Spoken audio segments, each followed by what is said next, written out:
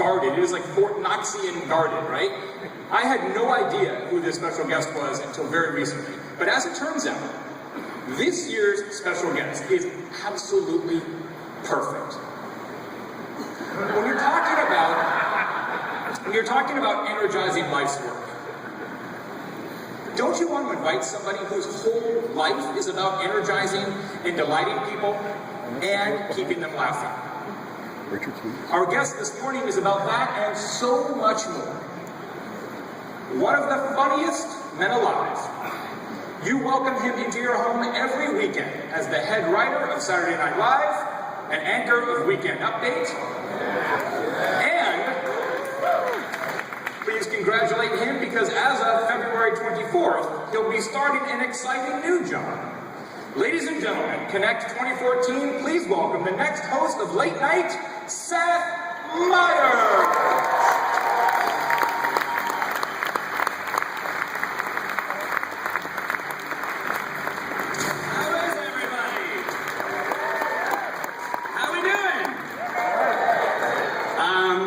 You guys are playing right into the stereotype with how many of you are holding up phones and iPads.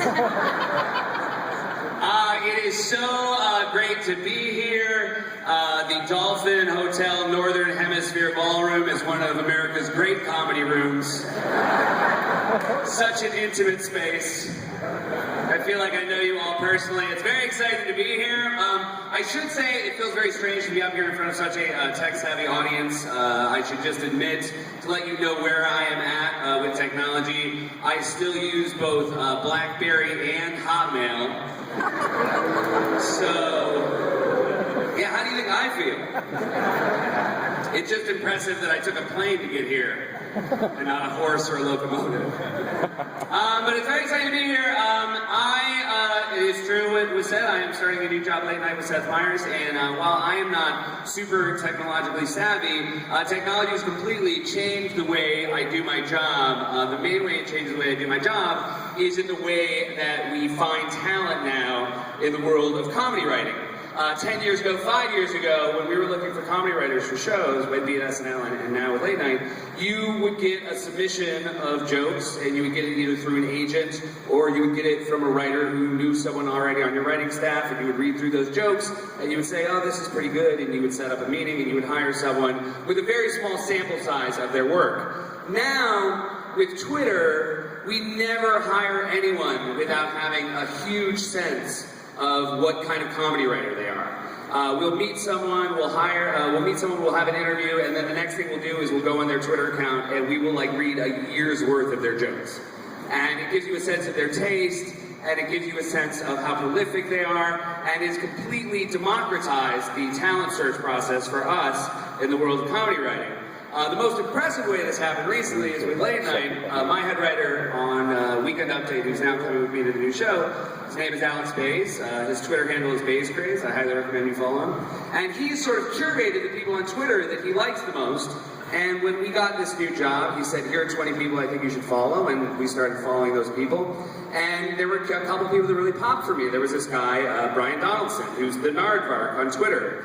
And he was great, and he had tweets that really made me laugh, like Justin Bieber dresses like a divorced dad making a last-ditch effort to connect with his teenage son. So we brought Brian in to meet, and most people that are in comedy, that are at the point in their careers where they're about ready to start on a late night show, either live in New York or LA or sometimes Chicago. And we brought in Brian. I said, where are you from? He said, I'm from Peoria, Illinois. And I said, how long? Do we have Peoria in the house? I love it. I said, how long have you lived in New York? He's like, I don't live in New York. I live in Peoria, Illinois. And this feels like I'm pandering to the audience, but it turns out that Brian Donaldson worked at an insurance company in the IT department.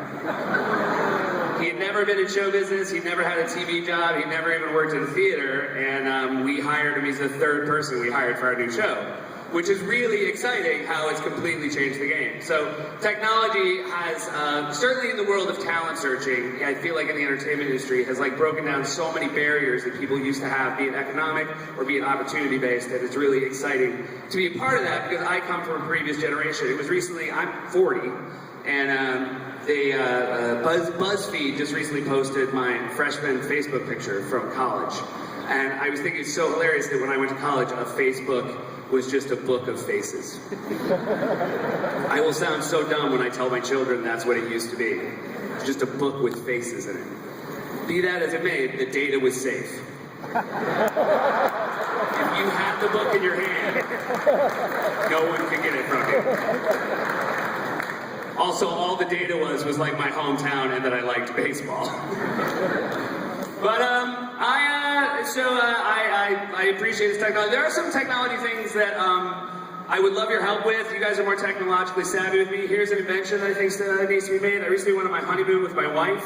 And when you are traveling with someone, we were in Paris, you have to ask strangers to take your photos all the time. So we asked them to take our picture, and going through the photos, I don't remember having asked this, but looking at the pictures, I guess the instruction I gave was, excuse me, stranger, can you take a picture of my wife and I? Here's what we're looking for. Just our heads in the lower eighth of the frame.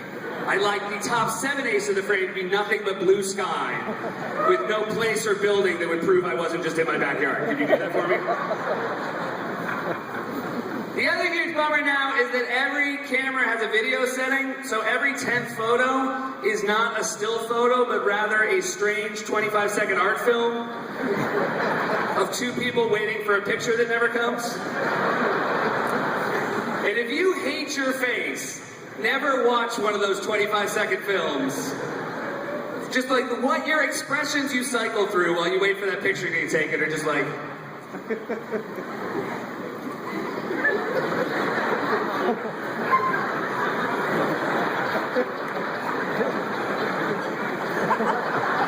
They all end the same way. Oh, it's on video.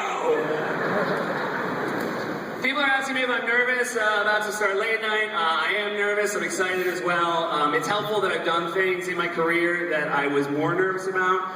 The most nervous I ever was before a performance was in 2011. I performed at the White House Correspondents' Dinner in Washington, D.C., which was very exciting to get to perform for the president, but also very nerve-wracking. Before that show, about 100 of us got to wait backstage, and we got to line up, and the president and the first lady came out. You basically got to wait your turn, and then you got to walk out. You got to shake hands with the president. You got to get your picture taken. And I was very excited about that, but I was also very nervous because I wanted to be cool when I met the president. I had only met him once before, and I felt like when I met him, I had not been that cool. The only other time I met the president was in 2007 when he was candidate Obama, and he was running for office, and he came to SNL to do a sketch. And in that sketch, it was a Halloween party at Hillary Clinton's house, and the idea we had for him is he would walk out wearing a Barack Obama Halloween mask, and then he would take it off and reveal to the audience that he was the real Barack Obama. So I had to go into his dressing room and explain this to him, and I said to him, and then you'll take off the mask, and if it's too complicated or hard for you to get the mask off, we'll come up with something easier. And he looked at me and he said, I think you'll find I know how to take off a Halloween mask. And I immediately thought, oh my God, of course you can. No one gets as far as you've gotten in life without being able to do a thing a child does annually. So I'm standing in line to meet him, and I'm very nervous because I want this to go better, so I'm telling myself, be cool, be cool, be cool. As a rule, if you're telling yourself to be cool, you're about to not be cool. So I'm with my wife, and we walk up to meet the president, and he goes to shake her hand because he's a gentleman, and she goes to shake his hand, but her hand does not reach his hand because my hand has blasted in full speed and just run her hand off the side of the road. So, just to paint a picture, president with his hand out, me with my hand out, my wife with her hand in the air like it's been shot. And the president looks at me and goes, I was going to shake her hand first. So I had to go to the part of one's brain that comes up with super witty comebacks.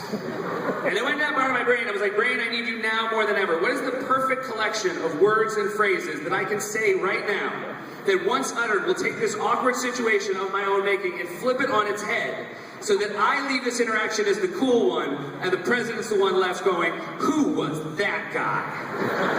And here's what I came up with, and I'm still very proud of it today. So the president said, I was going to shake her hand first. And I said, ha ha ha ha, I know, and walked away.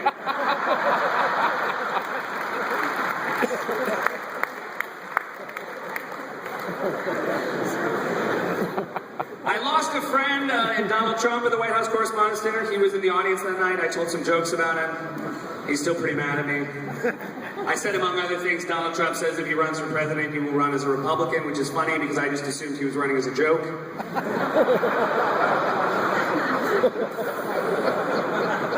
Donald Trump often appears on Fox News, which is ironic because a fox often appears on Donald Trump's head.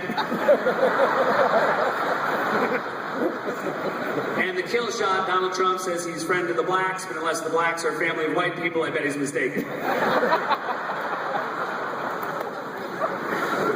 But it was really fun, and I felt like I did a great job at the White House Correspondents' Dinner. I will admit that it went to my head.